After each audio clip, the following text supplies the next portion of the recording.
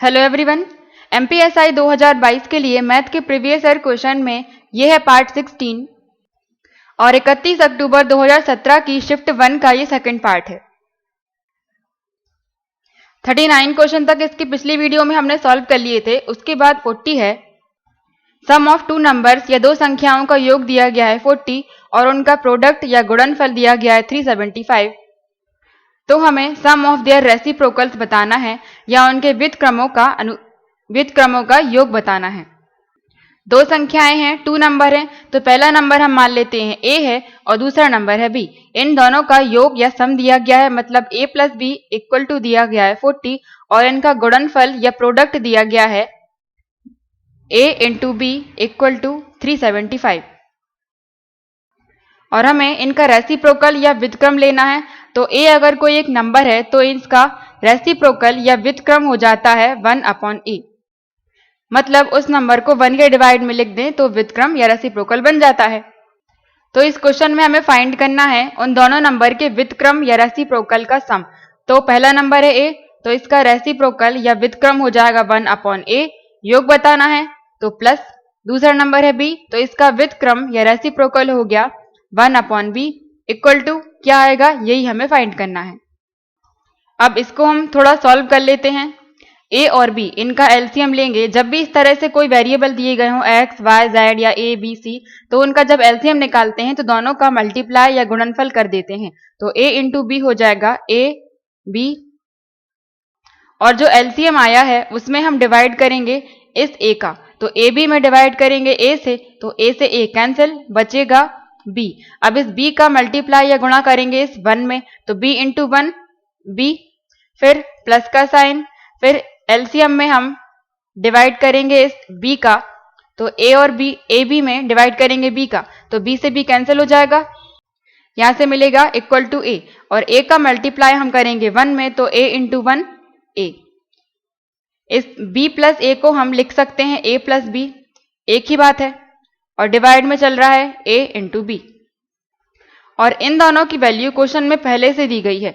a plus B क्या था 40 और a इंटू बी क्या था 375।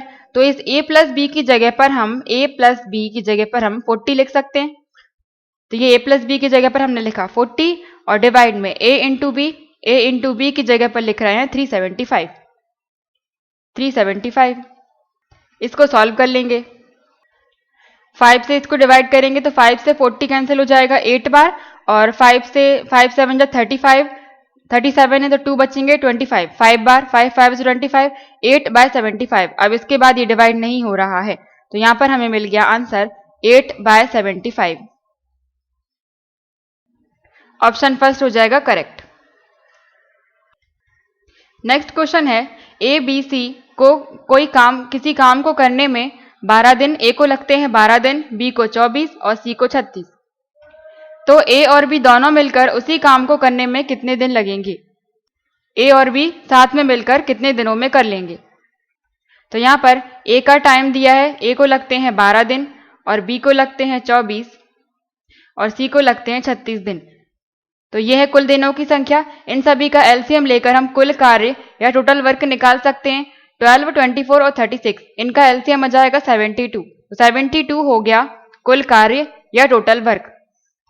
यहां से हम इन तीनों का एक दिन का कार्य निकालेंगे, 1 डे वर्क, कुल कार्य में कुल दिनों की संख्या से डिवाइड करके। तो 72 में डिवाइड करेंगे 12 का, 6 से कैंसिल हो जाएगा, तो ए एक दिन में कार्य कर लेता है 6। इसी तरह से हम बी के एक दिन का कार्य निकालेंगे, कुल कार्य में बी के कुल दिनों की संख्या से डिवाइड करेंगे 24 से। तो 72 24 से कैंसिल हो जाएगा 3 बार। बी एक दिन में कार्य करता है 3। इसी तरह से हम सी का निकालेंगे, तो डिवाइड कर देंगे 36 से। 72 36 से 2 बार कैंसिल हो जाएगा। तो यहां से हमें सभी के एक दिन का कार्य मिल गया, 1 डे वर्क। एक दिन में ए करता है 6, बी करता है 3 और सी करता है 2। और क्वेश्चन में पूछा गया है कि ए और बी दोनों को साथ में काम करने में कितने दिन लगेंगे। तो हमें ए और बी का साथ में लेना है, तो ए और बी दोनों मिलकर एक दिन में कितना काम कर लेंगे? ए प्लस बी दोनों के एक दिन का कार्य हमें मिल जाएगा 6 + 3 9। ए और बी दोनों मिलकर एक दिन में 9 कार्य कर लेते हैं, तो ए और बी को कुल कार्य करने में कितने दिन लगेंगे? इसके लिए हम कुल कार्य में इनके एक दिन के कार्य से डिवाइड कर दें तो कुल दिनों की संख्या मिल जाएगी। 9 से ये 8 बार कैंसिल हो जाएगा, यहां से हमें मिल जाएगा 8 डेज या 8 दिन लगेंगे ए और बी को कार्य करने में, 8 दिन। ऑप्शन आंसर हो जाएगा 4th। नेक्स्ट है इफ 2 टाइम्स ऑफ ए का दुगना, तो दुगना मतलब 2a बराबर है इक्वल है 3 टाइम्स ऑफ बी के 3 गुने के, 3 गुना मतलब 3b इक्वल टू, ये भी बराबर है 4 टाइम्स ऑफ सी मतलब सी के 4 गुने के, 4 गुना मतलब 4c, 2a equal to 3b equal to 4c है। तो हमें रेशो बताना है ए बी सी तीनों का। यहां पर हम रेशो पता करने के लिए जब भी कभी इस तरह से इक्वल में ए बी सी की वैल्यूज दी गई हो और इनके साथ में गुणा में कोई नंबर भी हो, तो रेशो निकालने के लिए शॉर्ट तरीका होता है कि ए रेशो बी रेशो सी हम कैसे निकाल सकते हैं कि जब हमें ए का पार्ट पता करना है तो हम ए वाले हिस्से को छोड़कर जो बाकी 2 हिस्से हैं उनके साथ में जो नंबर मल्टीप्लाई है या गुणा है उन दोनों का मल्टीप्लाई साथ में कर देंगे। तो ए का पार्ट हम निकाल रहे हैं तो ए को छोड़कर ए को हम हटा देंगे, ए को छोड़कर बी और सी के साथ में जो गुणा में है मल्टीप्लाई में है इन दोनों का गुणा साथ में कर देंगे, तो 3 और 4 कितना हो जाएगा 12। अब हम b का पार्ट b का हिस्सा निकालेंगे तो हम b को छोड़ देंगे, b को हटाकर a और c के साथ में जो मल्टीप्लाई में है मतलब 2 और 4, 2 और 4 कितने हो जाएंगे 2 इंटू 4 8, तो हमें b वाले रेशो पता चल गया 2 इंटू 4 8। अब हम c का हिस्सा निकालेंगे कि c वाले रेशो में क्या आएगा, तो c को हटा देंगे और a और b के साथ में जो मल्टीप्लाई है मतलब 2 और 3 इन दोनों का साथ में मल्टीप्लाई कर देंगे, 2 इंटू 3 6। ये हमें रेशो मिल गया ए बी सी तीनों का 12:8:6। ये अगर आगे और सॉल्व हो रहा है तो सॉल्व कर देंगे, 2 से इसको कैंसिल कर दें 6 बार, 2 से 8 को कैंसिल कर दें 4 बार और 2 से 6 को कैंसिल कर दें 3 बार। अब इसके बाद ये कैंसिल नहीं हो रहा है तो यही हो जाएगा हमारा answer A ratio B ratio C 6:4:3। Answer हो जाएगा ऑप्शन फर्स्ट। या फिर अगर इस तरीके से हमें सॉल्व नहीं करना है तो सिंपल बेसिक से भी कर सकते हैं। 2a इक्वल टू 3b था और ये इसके इक्वल में था 4c, तो यहाँ पर हमें a b c तीनों का रेशो पता करना है। इसके लिए हम जो नंबर दिए हैं 2 3 4 इन तीनों के एलसीएम से हम इनमें डिवाइड कर देंगे। 2 3 और 4 इनका एलसीएम आ जाएगा 12, तो 12 से इसमें हम डिवाइड कर देंगे तीनों नंबर में क्योंकि इक्वल में दिए गए हैं, तो किसी भी नंबर का हम डिवाइड या मल्टीप्लाई कर सकते हैं। तो इसमें डिवाइड किया हमने 12 से, इसमें भी 12 से और इसमें भी 12 से, क्योंकि ये तीनों तो कैंसिल हो जाएंगे और बचेगा कितना जो पहले था। इसलिए इक्वल में हम किसी भी नंबर का मल्टीप्लाई या डिवाइड कर सकते हैं। अब यहाँ पर हम इन दोनों को कैंसिल करेंगे, तो 2 से कैंसिल करेंगे 12 को तो 6 बार कैंसिल हो जाएगा, 3 से करेंगे 4 बार और 4 से करेंगे तो 3 बार। तो यहाँ से हमें क्या मिल गया a/6 equal to b/4 equal to c/3। ये तीनों इक्वल में है तो इसके साथ में हम एक और नंबर को भी इक्वल मान सकते हैं 1 को, क्योंकि 1 का तो कोई मतलब नहीं होता है, लिखो या ना लिखो एक बराबर। अब यहां से हम एक एक करके इन नंबर को 1 के बराबर में लिखेंगे। ये इसके बराबर में ये है और इस पूरे के बराबर में ये है और इस पूरे के बराबर में 1 भी तो है, तो इस तरह से हम इन दोनों को भी बराबर कह सकते हैं। 1 इसके बराबर में भी है और c के बराबर में भी है, तो यहां से हम a/6 इक्वल टू 1 लिख सकते हैं क्योंकि सभी साथ में बराबर में ही है। यहां से हम एक ही वैल्यू निकालेंगे, डिवाइड में है मल्टीप्लाई में हो जाएगा तो 6 इंटू 1 हो जाएगा 6, तो a इक्वल टू हमें मिल गया 6। इसी तरह से हम b और इस 1 को बराबर में लिखेंगे तो b/4 इक्वल टू 1। यहां से हम b की वैल्यू निकालेंगे, क्रॉस मल्टीप्लाई करेंगे तो डिवाइड में है मल्टीप्लाई में हो जाएगा तो b इक्वल टू मिल जाएगा 4 इंटू 1 4।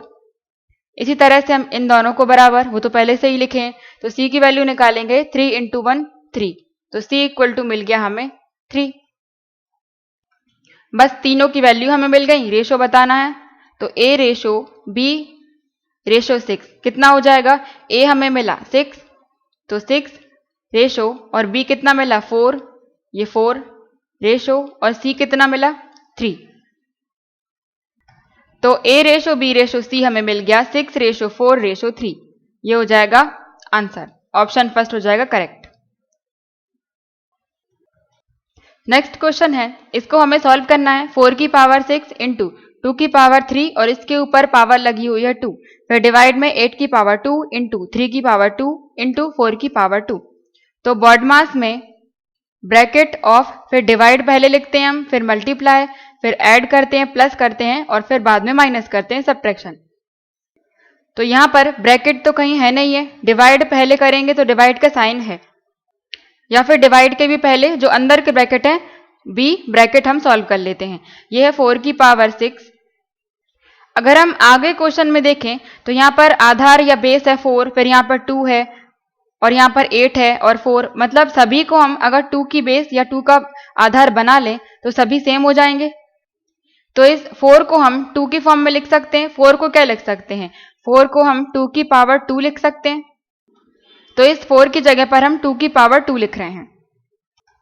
4 की पावर 6 है, तो 4 की जगह पर लिखा हमने 2 की पावर 2, और इस 4 के ऊपर पावर लगी हुई थी 6, तो इस पूरे के ऊपर पावर लग जाएगी 6, फिर इंटू, फिर 2 की पावर 3 और इसकी पावर लगी हुई है 2, मतलब पावर के ऊपर पावर है, और पावर के ऊपर भी पावर होती है, तो उन दोनों को हम मल्टीप्लाई कर देते हैं। जैसे ए कोई नंबर है, उसकी पावर है m, और इसके ऊपर भी लगी हुई है पावर n, तो इसको सॉल्व करने के लिए इन दोनों का हम मल्टीप्लाई कर देते हैं या गुणा कर देते हैं, ये फॉर्मूला होता है।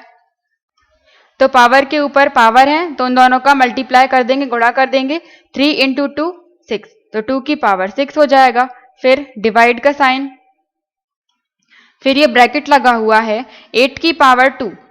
8 की पावर 2 है, तो इस 8 को हम क्या लिख सकते हैं? अकेले 8 की जगह पर हम लिख सकते हैं 2 की पावर 3। 2 की पावर 3 का मतलब क्या हुआ? 8, और इसके ऊपर लगी हुई है 2, तो इसके ऊपर भी पावर लग जाएगी 2। पहले इस 8 की जगह पर हमने 2 की पावर 3 लिख दिया इतना, और ये 2 और 2 पावर तो सेम है।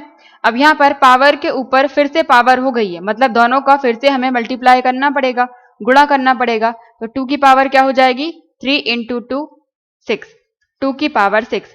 तो इस 8 की पावर 2 की जगह पर हम लिख रहे हैं जो हमने सॉल्व किया है अभी 2 की पावर 6, तो ये हो जाएगा 2 की पावर 6, फिर इनटू का साइन। अब यहां पर 3 की पावर 2 ही है, तो 3 की पावर 2, फिर इनटू का साइन। अब 4 की पावर 2 है, 4 की पावर 2 इक्वल टू, 4 को हम क्या लिख सकते हैं? 4 को लिख सकते हैं 2 की पावर 2, तो 4 की जगह तो हमने ये लिख दिया 2 की पावर 2। अब जो पावर पहले से लगी हुई थी 2, वो भी तो हमें लगानी पड़ेगी, तो ये हो जाएगी 2। तो पावर के ऊपर फिर से पावर हो गई, तो दोनों का फिर से हम गुणा कर देंगे, तो 2 की पावर हो जाएगी 2 इंटू 2 4। तो इस 4 की पावर 2 की जगह पर हम लिख रहे हैं 2 की पावर 4। 4 की पावर 2 की जगह 2 की पावर 4, और ये ब्रैकेट बंद। अब इसके बाद आगे सॉल्व करें तो फिर से पावर के ऊपर पावर है, दोनों का फिर से मल्टीप्लाई कर देंगे, तो 2 की पावर हो जाएगी 2 इंटू 6 12 इंटू ये 2 की पावर 6 है, फिर डिवाइड, और ब्रैकेट में 2 की पावर 6 इंटू 3 की पावर 2 और इंटू 2 की पावर 4। अब हम करेंगे इसमें डिवाइड। यहां पर हमने ये वाला ब्रैकेट क्यों नहीं हटाया? क्योंकि ये तीनों साथ में हैं, डिवाइड करेंगे तो इन तीनों का डिवाइड साथ में होगा। ऐसा नहीं है कि केवल हमने 2 की पावर 6 का डिवाइड हम केवल इतने में ही कर देंगे, ब्रैकेट लगा हुआ है, इसका मतलब इन तीनों को हमें साथ में ही लेना पड़ेगा। तो इक्वल टू हमें क्या मिल जाएगा? 2 की पावर 12 इंटू, फिर इसके डिवाइड में है ये पूरा नंबर, तो 2 की पावर 6 इसके डिवाइड में आ जाएगा, और इसके डिवाइड में आएगा मतलब इसके डिवाइड में भी आ जाएगा। ये पूरा नंबर लिख देंगे 2 की पावर 6 इंटू 3 की पावर 2 इंटू 2 की पावर 4। इसको आगे हम सॉल्व करेंगे तो 2 की पावर 6 ऊपर है और नीचे भी 2 की पावर 6 है, कैंसिल। इसके बाद यहां पर 2 की पावर 12 है और 2 की पावर 4 है, यहां पर आधार समान है, बेस सेम है और डिवाइड में है, तो भाग में होते हैं जब भी आधार समान होते हैं तो नीचे वाला नंबर जब ऊपर जाएगा तो पावर माइनस हो जाएंगी, लेकिन जिनका आधार समान है केवल उन्हीं को ही लेकर जाएंगे हम। यहाँ पर 2 है और यहाँ पर 2 है तो केवल इसी पूरे को लेकर जाएंगे ऊपर। या फिर इसको हम पहले लिख लेते हैं, ये हो गया 2 की पावर 12 और डिवाइड में है, यहाँ पर क्या बचा 3 की पावर 2 इंटू 2 की पावर 4। अब यहाँ पर देखें तो यहाँ पर दो नंबर डिवाइड में हैं, पावर के साथ में या घात के साथ में आधार समान है। तो ये फॉर्मूला होता है कि जब भी कभी दो नंबर होते हैं डिवाइड में या भाग में और आधार समान हो तो उनकी पावर या घात माइनस हो जाती हैं या घट जाती हैं। तो ये हो जाएगा m माइनस n, जो ऊपर वाले नंबर की घात या ऊपर वाले नंबर की पावर होगी उसमें से हम माइनस कर देंगे नीचे वाले नंबर की, तो m माइनस n। यही सेम फॉर्मूला हम यहाँ पर लगाएंगे। 2 की पावर 12 है तो ये क्या हो जाएगा 2 की पावर 12, नीचे वाले नंबर की पावर माइनस कर देंगे 12 माइनस 4, डिवाइड में क्या बचा यहाँ पर 3 की पावर 2। इसको आगे सॉल्व कर लेंगे, 2 की पावर 12 में से 4 माइनस करेंगे तो 8 डिवाइड ये 3 की पावर 2, 3 की पावर 2 मतलब 9 और 2 की पावर 8 को आगे सॉल्व करेंगे हम तो हमें मिल जाएगा 2 की पावर 8 256 और डिवाइड में 9। यही हो जाएगा हमारा आंसर 256/9। आंसर हो जाएगा ऑप्शन सेकंड। अगला क्वेश्चन है 58, a/b/c दिया गया है 3/4/7। तो हमें बताना है a plus b plus c का तीनों का प्लस करके रेशो c। इसका मतलब हमें फाइंड क्या करना है, a plus b plus c ratio में दिया है तो हम डिवाइड में लिख सकते हैं c, इसकी वैल्यू हमें बतानी है। तो a plus b plus c, इन तीनों को जोड़ेंगे तो a कितना है 3, 4 और 7, a b c ये तीनों दिए गए हैं तो तीनों को जोड़ देंगे 3 4 7 और 7 और 7 14 और डिवाइड करेंगे c से तो c कितना है 7, 7 से डिवाइड किया, इसको आगे कैंसिल करेंगे तो 7 से ये 2 बार कैंसिल हो जाएगा तो 2 और डिवाइड में बचा 1। यहां से हमें रेशो मिल गया 2/1 जो कि है आंसर ऑप्शन थर्ड। नेक्स्ट है, एक कार 20 मीटर चलती है, 20 मीटर तक जाती है 1 सेकंड में, तो उसकी स्पीड या गति बतानी है हमें किलोमीटर पर आवर में। तो पहले स्पीड या गति किस में दी गई है, मीटर में और सेकंड में।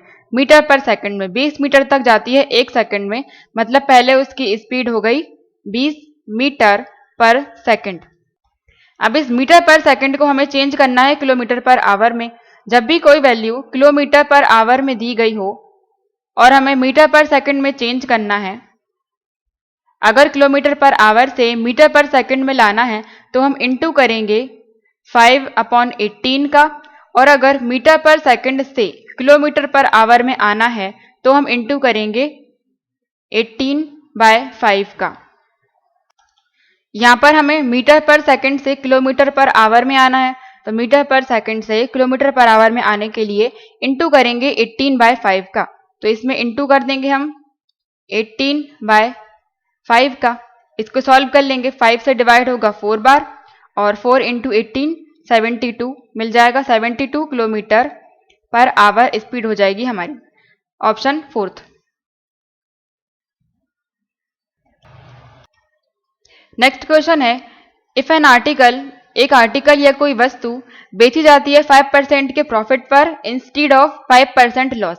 5% लॉस के बदले वह 5% प्रॉफिट में बेची जाती है। इसका मतलब बेचना था 5% के लॉस पर, 5% की हानि पर, लेकिन बेच दिया 5% के प्रॉफिट पर, इससे उसे 5 रुपए अधिक मिलते हैं।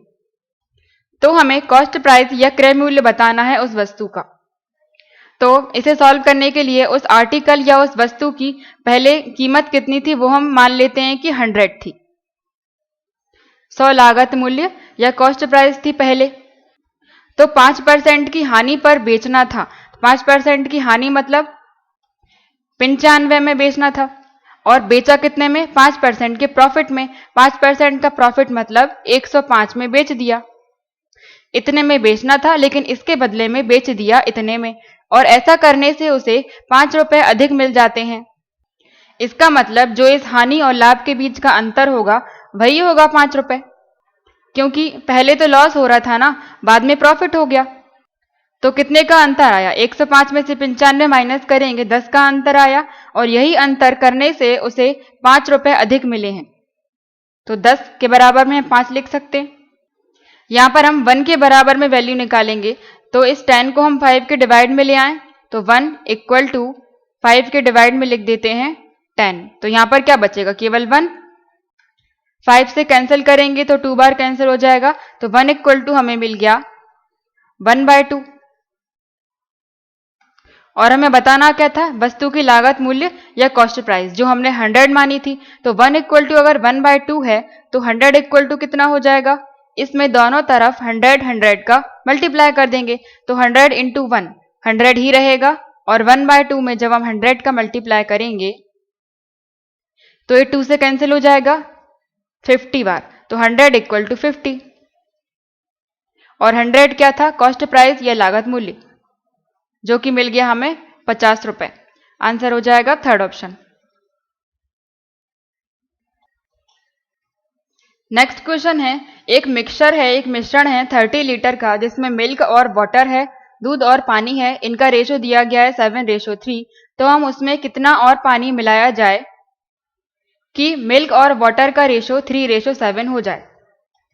मिक्सचर में मिल्क है और वाटर है, ये दूध और पानी, इनका रेशो दिया गया है 7:3, और यह पूरा मिश्रण कितने का है? 30 लीटर का। तो यहां से हम मिल्क और वाटर की मात्रा पता कर सकते हैं कि कितने कितने लीटर होंगे ये, और इन दोनों का ही साथ में कितना है? 30 लीटर। तो 7 और 3 10 के बराबर में हम 30 लीटर लिख सकते हैं। 10 के बराबर में 30, 0 से 0 कैंसिल करेंगे तो 1 इक्वल टू हमें मिल गया 3। तो 1 इक्वल टू 3 है, तो 7 बराबर कितना हो जाएगा? 7 इंटू 3 21। इसका मतलब दूध इसमें होगा या मिल्क होगा 21 लीटर, और 21 लीटर ये है, तो 30 में से माइनस कर दो, बाकी बचा हुआ 9 लीटर हो जाएगा पानी या वाटर। ये हो गया मिल्क, ये हो गया वाटर। अब हम इसमें कितना और वाटर मिलाएं, मतलब हमें ये मिलाना है कितना और वाटर मिलाएं कि बाद में मिल्क और वाटर का रेशो 3:7 हो जाए। यह है बाद का रेशो। अब इस क्वेश्चन में बोला है कि कितना पानी और मिलाएं, लेकिन मिल्क तो नहीं मिला रहे हैं। जितना मिल्क पहले था, जितना दूध पहले था, बाद में भी उतना ही होगा। तो यहां से हम इस रेशो के बराबर, मतलब 3 के बराबर में 21 लीटर लिख सकते हैं, क्योंकि हम केवल पानी मिला रहे हैं, दूध नहीं मिला रहे हैं। तो इसकी मात्रा जितनी पहले थी बाद में भी उतनी ही होगी। तो 3 इक्वल टू 21 कैंसिल करेंगे तो 7 बार कैंसिल हो जाएगा। यहां से मिलेगा 1 इक्वल टू 7। तो 1 इक्वल टू 7 मिला, तो यहां से 7 के बराबर क्या आएगा? इसमें दोनों तरफ 7 और 7 का मल्टीप्लाई कर दें, तो ये 7 इक्वल टू 7 इंटू 7 49। इसका मतलब बाद में पानी कितना हो जाएगा? 49 लीटर, जो बाद वाला रेशो है 3:7। इसमें दूध तो उतना ही है जितना पहले था 21 लीटर, और पानी बाद में कितना हो गया? बाद में पानी हो गया 49 लीटर, और पहले कितना था? 9 लीटर। तो कितना मिला दिया? 49 में से 9 माइनस कर दो, 49 माइनस 9 इक्वल टू 40। इसका मतलब 40 लीटर पानी इसमें और मिला दिया। ये हो जाएगा आंसर। तो करेक्ट ऑप्शन हो जाएगा सेकंड। नेक्स्ट क्वेश्चन है, एक ट्रेन 180 किलोमीटर पर आवर की स्पीड से चल रही है, तो उसकी स्पीड या गति हमें बतानी है मीटर पर सेकंड में। ट्रेन की स्पीड या गति दी गई है 180 किलोमीटर पर आवर में, और हमें बताना है मीटर पर सेकंड में। तो किलोमीटर पर आवर से मीटर पर सेकंड में बदलने के लिए हम 5/18 का मल्टीप्लाई कर देते हैं, तो मीटर पर सेकंड में चेंज हो जाता है। इसको हम सॉल्व करेंगे, 18 से डिवाइड होगा 10 बार, और 10 इंटू 5 50। तो यहां से हमें मिल गया 50 मीटर पर सेकंड। ये हो जाएगा आंसर ऑप्शन फर्स्ट।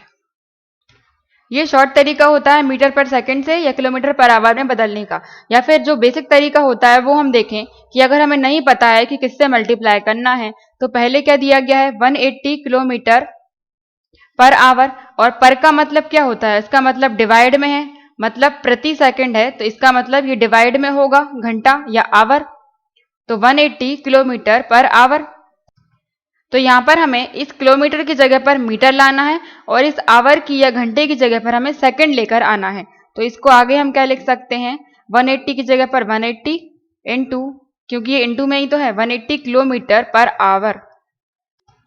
1 किलोमीटर में 1000 मीटर होते हैं, तो इस किलोमीटर की जगह पर हम 1000 मीटर लिख सकते हैं, मीटर। और डिवाइड में क्या है, आवर। इस आवर को, घंटे को हमें सेकंड में लेकर आना है, तो 1 घंटे में 60 मिनट होते हैं, 60 मिनट। तो इस 1 घंटे की जगह पर हम 60 मिनट लिख सकते हैं। ये मीटर है और ये मिनट। लेकिन हमें मिनट को भी हटाना है, मिनट को भी हमें सेकंड में बदलना है। तो 1 मिनट बराबर होता है 60 सेकंड के। तो 60 मिनट किसके बराबर होगा, 60 मिनट बराबर होगा 60 इंटू 60 सेकंड। तो इस 60 मीटर की जगह पर हम 60 इंटू 60 सेकंड लिख दें यहां पर। तो ये हो जाएगा 60 इंटू 60 और ये मीटर हट गया, अब क्या आ गया, सेकंड। मीटर और सेकंड। अब इसको हमें पूरा सॉल्व करना है। 1 0 से 1 0, फिर 1 0 से ये 1 0, 2 से कैंसिल करेंगे 5 बार और 2 से कैंसिल करेंगे 3 बार। देखो उतना ही आ गया, ऊपर क्या बचा 5 और नीचे 3 इंटू 6 18, 5/18, और भाई हमने मल्टीप्लाई किया था इसलिए हमने डायरेक्ट कर दिया था। इसको आगे सॉल्व करेंगे तो 3 से 6 बार और 0, और नीचे एक 6 और है तो 10 बार कैंसिल हो जाएगा। इस वाले 6 से 10 बार कैंसिल हो गया, 10 इंटू 5 50। यहां से मिल गया 50 metre per second, 50 metre per second, option first. Next question है, difference between length and breadth of a rectangle. एक रेक्टेंगल है या एक आयत है, इसकी लंबाई हम मान लेते हैं L और इसकी चौड़ाई मान लेते हैं B। तो इन दोनों के बीच का अंतर दिया गया है 23 मीटर। अब अंतर दिया है मतलब बड़ी वाली लंबाई में से हम छोटी वाली माइनस करेंगे, तो लंबाई में से हमें माइनस करना पड़ेगा, मतलब L minus B equal to दिया गया है 23। और इस आयत का पेरीमीटर या परिमाप दिया गया है 206 मीटर। किसी भी आयत में या रेक्टेंगल में आमने सामने की लंबाई बराबर होती है, आमने सामने वाली भुजा बराबर होती है। अगर ये L है तो ये भी L होगी और ये B है तो ये भी B होगी। और परिमाप या पेरीमीटर दिया गया है मतलब इसकी सभी साइड्स का सम दिया है या इसकी सभी भुजाओं का योग दिया है, जो कि है 206 मीटर। तो हमें इसका क्षेत्रफल या एरिया बताना है। क्षेत्रफल मतलब इसके अंदर का ये क्षेत्रफल हमें बताना है, ये पूरा। इसके लिए हमें लेंथ और ब्रेड्थ पता होनी चाहिए, तभी तो हम दोनों का मल्टीप्लाई करके क्षेत्रफल या एरिया निकालेंगे। और हमारे पास केवल एक इक्वेशन है, L minus B equal to 23। और यहाँ पर ये परिमाप दिया गया है 206, इसका मतलब इसकी सभी भुजाओं का योग दिया है और एक भुजा या एक साइड 2 बार ली गई है, मतलब L और L, B और B 2 बार लिए गए हैं। इसका मतलब अगर हम इसमें 2 से डिवाइड कर दें तो 2 1 जा 2, 0 और 3, 103। ये 103 हम कह सकते हैं कि L प्लस B के बराबर होगा। या फिर इसके फॉर्मूले से देख लेते हैं। पेरीमीटर या परिमाप का फॉर्मूला होता है 2 इंटू लंबाई प्लस चौड़ाई। तो यहाँ पर परिमाप या पेरीमीटर दिया गया है 206 equal to 2 into L plus B, और यहाँ पर ये इक्वल में है, 2 मल्टीप्लाई में है, तो इससे हम डायरेक्ट कैंसिल कर दें। 206 को 2 1 जा 2, 0 और 2 3 या 6, 103। यहाँ से हमें मिल गया 103 equal to L plus B। लंबाई और चौड़ाई का योग हमें मिल गया 103। इतना ही आया था पहले 103, तो यहाँ से हमें दूसरी इक्वेशन मिल गई या दूसरा समीकरण मिल गया, L plus B equal to 103। अब इन दो समीकरणों को या दो इक्वेशन को हम सॉल्व कर लेंगे किसी भी तरीके से। यहाँ पर क्या कर रहे हैं हम, सॉल्व करने के लिए माइनस का है और ये प्लस का है, अगर इन दोनों को जोड़ दिया जाए तो B और B तो कैंसिल हो जाएगा, फिर L अकेला बचेगा। इसका मतलब पहली और दूसरी इक्वेशन इन दोनों को हम जोड़ देते हैं। जोड़ेंगे तो L और L कितना हो जाएगा, 2L प्लस यहाँ से B माइनस का है, B प्लस का है, तो ये कैंसिल हो जाएंगे। तो यहाँ पर क्या बचा, इक्वल टू, इन दोनों को जोड़ेंगे तो 3 और 3 6, 2 और 0 2 और ये 1 126। 2 से इसको डिवाइड कर दें तो 2 6 12 और 2 3 6, तो लंबाई हमें मिल गई 63 मीटर। अब इस L की वैल्यू हम इन दोनों इक्वेशन में से किसी भी एक में रख दें, या तो पहली वाली में या दूसरे वाली में। हम दूसरे वाली में रख रहे हैं। L plus B equal to 103 दिया गया है, तो L की जगह पर हम 63 लिखेंगे। L की जगह पर यहाँ पर हमने 63 लिखा, फिर प्लस B, फिर इसके बाद इक्वल टू 103। यहाँ से B की वैल्यू निकालेंगे, ये बचा B। 63 उस तरफ जाएगा तो माइनस का हो जाएगा। 103 में से 63 माइनस करेंगे तो 3 में से 3 माइनस 0, 10 में से 6 4, 40 मीटर। लंबाई हमें मिल गई 63 मीटर और चौड़ाई मिल गई 40 मीटर। अब इस आयत का क्षेत्रफल हमें निकालना है। तो क्षेत्रफल का या एरिया का फॉर्मूला होता है लंबाई इंटू चौड़ाई। तो लंबाई और चौड़ाई का हम मल्टीप्लाई कर देंगे। लंबाई है 63 इंटू चौड़ाई है 40 इक्वल टू ये 0, 4 3 12 की 2 और 1 बचे, 4 6 24 25। तो आयत का क्षेत्रफल या एरिया मिल गया 2520। ऑप्शन 4। नेक्स्ट क्वेश्चन है, ABC एक आइसोसेलेस ट्राइंगल है या ट्राइंगल ABC त्रिभुज ABC एक समबाहु त्रिभुज है। ये एक ट्राइंगल या एक त्रिभुज हो गया। ये ट्राइंगल आइसोसेलेस ट्राइंगल कब कहलाएगा? जब इसकी दो साइड्स बराबर होती हैं। कोई भी दो साइड्स बराबर हो जाएं। या फिर ये त्रिभुज समबाहु त्रिभुज तब कहलाएगा जब इसकी दो भुजाएं बराबर हों, तो ये समद्विबाहु त्रिभुज हो जाएगा। द्विबाहु मतलब दो भुजाएं लेनी है, दो भुजाएं बराबर होनी चाहिए, जिसका कोण C या एंगल C 90 डिग्री है और AC बराबर 5 सेंटीमीटर है, तो AB की लंबाई कितनी होगी?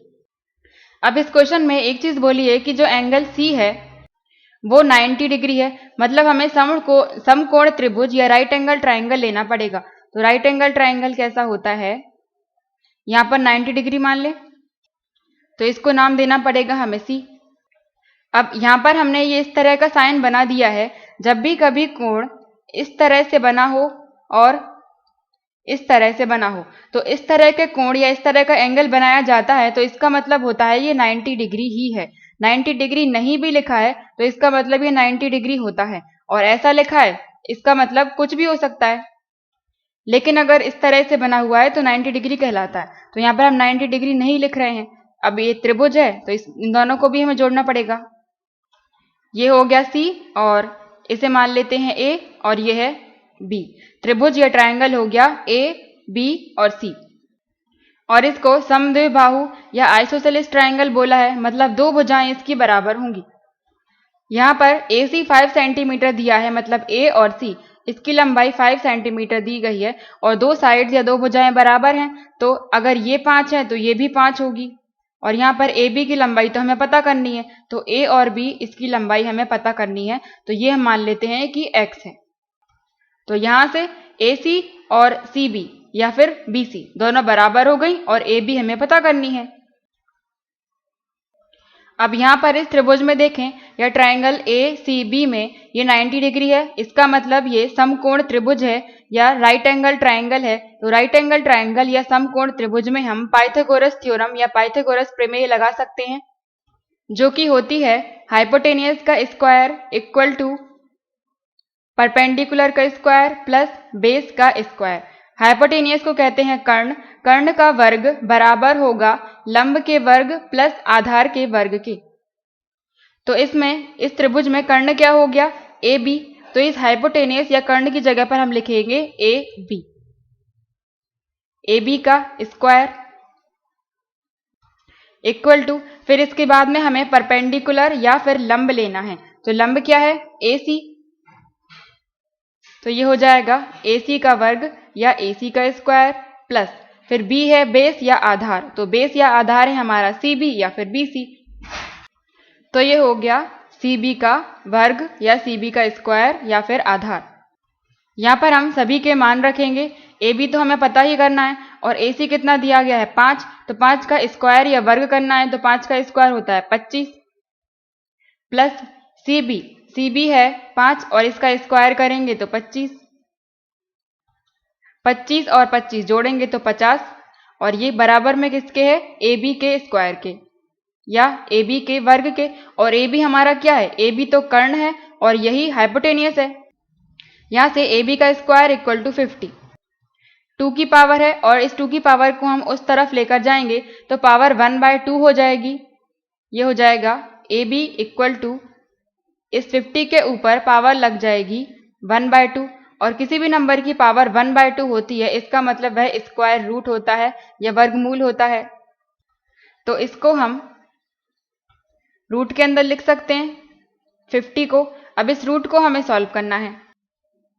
50 को हम क्या लिख सकते हैं, इस रूट में से कितने नंबर बाहर आएंगे, इसके लिए हम इसके गुणज या फैक्टर निकाल रहे हैं। 50 को लिख सकते हैं हम 25 इंटू 2 या फिर इस 25 को भी हम 5 इंटू 5 लिख दें। 5 इंटू 5 25 और इंटू 2 ये पूरा 50 ही आएगा। अब यहां से रूट में से बाहर क्या आ जाएगा, 5 और 5 2 बार है तो 1 5 बाहर आ गया, फिर अंदर क्या बचा √2 जो कि आ गई हमारी ए बी की लंबाई 5√2 सेंटीमीटर। करेक्ट ऑप्शन हो जाएगा 4th। नेक्स्ट क्वेश्चन है, एक रेक्टेंगुलर हॉल या आयताकार हॉल है जिसकी लंबाई 5 मीटर अधिक है उसकी ब्रेड्थ से या उसकी चौड़ाई से। एक आयताकार हॉल है मतलब हम एक आयत या एक रेक्टेंगल बना लेते हैं। यह हो गई इसकी लंबाई और ये हो गई चौड़ाई। तो लंबाई जो है वो 5 मीटर अधिक है इस चौड़ाई से, तो चौड़ाई को या ब्रेड्थ को हम x मान लेते हैं। तो लंबाई कितनी हो जाएगी 5 मीटर अधिक मतलब x प्लस 5 और इसका क्षेत्रफल या एरिया दिया गया है क्वेश्चन में 750। तो रेक्टेंगल का एरिया या आयत का क्षेत्रफल हम कैसे निकालते हैं, लंबाई इंटू चौड़ाई। तो इन दोनों का हम मल्टीप्लाई कर देंगे। क्षेत्रफल कितना दिया गया है 750 इक्वल टू लंबाई है x प्लस 5 इंटू चौड़ाई है x। इसको आगे सॉल्व करेंगे तो ये हो जाएगा 750 इक्वल टू ये मल्टीप्लाई में है x प्लस 5 इंटू एक्स, तो इन दोनों का मल्टीप्लाई गुणा करेंगे हम, x का x में करेंगे तो आएगा x स्क्वायर, फिर प्लस का साइन है, फिर x का 5 में करेंगे तो 5 इंटू एक्स 5x। अब ये एक इक्वेशन बन गई, यहां से हमें x की वैल्यू निकालनी है या फिर इसको हम डायरेक्ट ऐसे ही चेक करके देखते हैं कि x की वैल्यू हमें इतना माननी है कि उसका स्क्वायर या वर्ग करके और उसके 5 गुने में जोड़ेंगे तो 750 आना चाहिए। और x क्या है चौड़ाई और लंबाई 5 अधिक होगी। तो अगर ऑप्शन से हम देखें भी कि अगर x बराबर हम 15 मान लेते हैं तो 15 का वर्ग हो जाएगा 225 और फिर 15 के 5 गुने में मतलब 75 में हम जोड़ेंगे तो 0 7 8 9 10 और ये 3 750 के बराबर नहीं आ रहा है तो हम 15 नहीं ले सकते। फिर हम 25 लेकर देखते हैं कि 25 का स्क्वायर या 25 का वर्ग कितना होता है 625 और 25 का 5 गुना मतलब 125 जोड़ने पर 750 आना चाहिए। 5 और 5 10 और 4 और 1 और आया तो 5 और 6 और 1 7 750। इसका मतलब x की वैल्यू हम x इक्वल टू 25 मान सकते हैं क्योंकि हमें लेफ्ट हैंड साइड और राइट हैंड साइड बराबर मिल गए। तो x बराबर हो गया 25, चौड़ाई हो जाएगी 25 और लंबाई हो जाएगी 25 में 5 जोड़ देंगे, इसका मतलब 30, लंबाई हो जाएगी 30। Option 4th। और अगर ऐसे सॉल्व नहीं करना है पूरी इक्वेशन तो हम इक्वेशन बनाकर भी कर सकते हैं। 750 equal to X square plus 5x है। इस 750 को हम उस तरफ ले जाएं, प्लस का है उस तरफ जाएगा तो माइनस का हो जाएगा, फिर यहाँ बचेगा 0 इक्वल टू ये हो जाएगा एक्स स्क्वायर प्लस 5x, ये प्लस का है इक्वल टू के उस तरफ जाएगा तो माइनस का हो जाएगा 750। अब इसको हम शिफ्ट करके इस तरफ लिख सकते हैं, लेफ्ट साइड को राइट साइड में चेंज कर दें तो ये हो जाएगा X square plus 5x minus 750 equal to 0। एक ही बात है, बस हमने इन दोनों को शिफ्ट कर दिया है लेफ्ट साइड और राइट साइड। अब ये एक इक्वेशन बन गई है, या दो घात का समीकरण बन गया है। इस तरह के समीकरण में x की वैल्यू निकालने के लिए जो सबसे लास्ट का नंबर लिखा है, मतलब x के साथ में नहीं लिखा है जो, मतलब 750, इस 750 के हम फैक्टर्स निकालेंगे या गुणज निकालेंगे इस तरह से कि उनका प्लस माइनस करने पर हमें 5 मिले। सबसे पहले इसके फैक्टर निकालते हैं हम। 750 को क्या लिख सकते हैं, 15 इंटू 5 75 हो गए, और इंटू 10 भी लिख सकते हैं, और इस 10 की जगह पर क्या लिख सकते हैं 2 और 5, 2 और 5 मतलब 10 हो गया, और ये 1 और 5 था, और 15 को 3 इंटू 5 लिख सकते हैं। तो ये सारे फैक्टर्स आ गए 750 के, और इन सभी को हमें केवल दो नंबर में बदलना है, इस तरह से कि दो नंबर का मल्टीप्लाई करने पर, गुणा करने पर तो 750 ही आएगा, क्योंकि इसी के तो हमने फैक्टर निकाले हैं, और उनको प्लस माइनस करके 5 ही आना चाहिए, वो भी प्लस का। तो कैसे आ सकता है, 2 इंटू 5 10, और 5 25, और 3 75, तो इनके बीच में अंतर 5 का नहीं आएगा।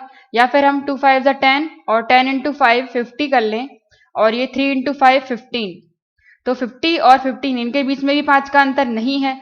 तो अगर हम 5 और 5 ले लें, इन दोनों का मल्टीप्लाई करेंगे तो 5 और 5 कितना 25, और 2 5 और 3 30, तो 25 और 30 इन दोनों के बीच में अंतर है 5 का।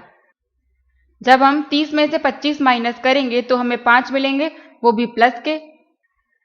तो 25 लेना पड़ेगा माइनस का, और 30 लेना पड़ेगा प्लस का। और जो साइन है यहाँ पर माइनस और प्लस, इन दोनों का गुणा करने पर जो आखिरी वाला नंबर है इसका साइन आना चाहिए।